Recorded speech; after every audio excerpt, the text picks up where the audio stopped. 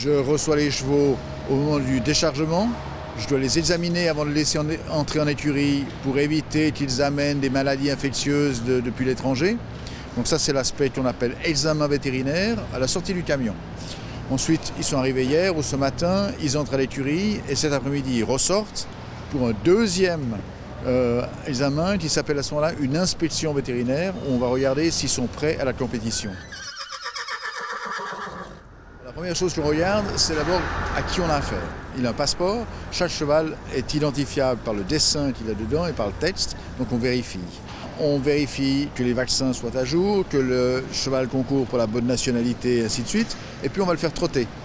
Et en le faisant trotter, on va regarder qu'il soit droit, qu'il ne montre pas de boiterie, pas d'asymétrie, pas de raideur, etc.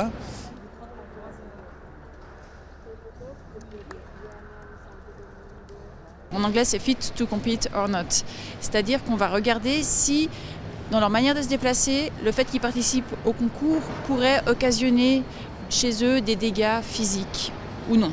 On regarde aussi l'état de leur pelage. Toute trace de sang sur un cheval est éliminatoire pour la participation du cheval au concours. Donc on regarde s'il n'y a pas de blessures, de vieilles blessures susceptibles de se raviver à l'entraînement. Ce sont des chevaux qui sont tous les week-ends quasiment en compétition sur différentes places et puis du coup c'est des chevaux qui sont des athlètes. Donc il peut arriver que certains ne soient pas excessivement droits quand vous les regardez trotter. C'est un peu comme nous quand on prend des sportifs de haut niveau et qu'on les regarde au saut du lit le matin, ils ne marchent pas tous très très bien. Mais dans la majorité des cas, il y a rarement des soucis. Il nous est arrivé une ou deux fois des problèmes de ferrage où on a dû retirer le cheval de la compétition parce qu'il était vraiment boiteux ou des problèmes d'accident dans le camion, un cheval qui restait mal positionné dans le camion parce qu'il s'était pris la jambe pendant le transport et tout. Oui, ceux-là, il a fallu les retirer, mais sinon il y a rarement des chevaux qui sont retirés.